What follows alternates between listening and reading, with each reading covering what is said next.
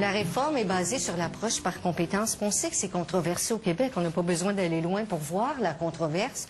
Les gens se demandent où sont les connaissances. Et même quand ils regardent le programme ECR, les finalités, bon, le vivre ensemble, la reconnaissance de soi, le bien commun.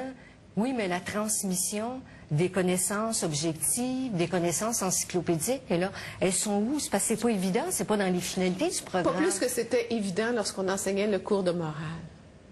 Nous enseignons ici des valeurs. Maintenant, donc, il n'y a pas de connaissances? Non, je n'ai pas dit qu'il n'y avait pas de connaissances. Ce que je vous dis, c'est qu'il faut évaluer ces connaissances-là. Et ça aussi, il y a des guides d'évaluation pour le cours d'éthique et culture religieuse. Tout ça est outillé. On ne laisse pas les enseignants à travers le Québec, puis débrouillez-vous.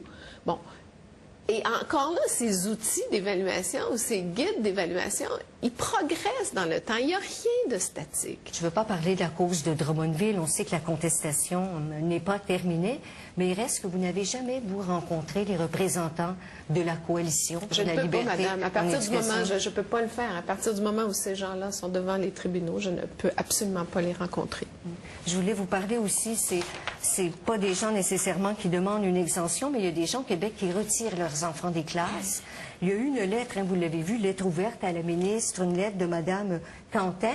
Elle explique qu'elle retire physiquement son enfant de l'école, mais qu'elle est dans une situation où elle ne peut pas trouver de gardienne certaines journées, puis qu'elle doit enfin finalement garder son enfant à la maison. Elle se demandait, est-ce qu'on ne pourrait pas l'accommoder?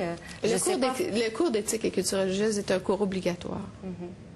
Alors, normalement, aucun parent ne peut retirer de façon permanente un élève de ce cours. C'est ce que vous savez. Et chaque commission scolaire doit donc prendre les mesures appropriées face à de telles situations. Cela dit, je crois encore que c'est à travers le dialogue, l'information, meilleur partage qu'on peut arriver à s'entendre avec les parents qui se retrouvent dans cette situation-là. Mais je dois rappeler que c'est un cours qui est obligatoire. Donc, la présence est requise à l'école. Tu veux faire la croix de Jésus?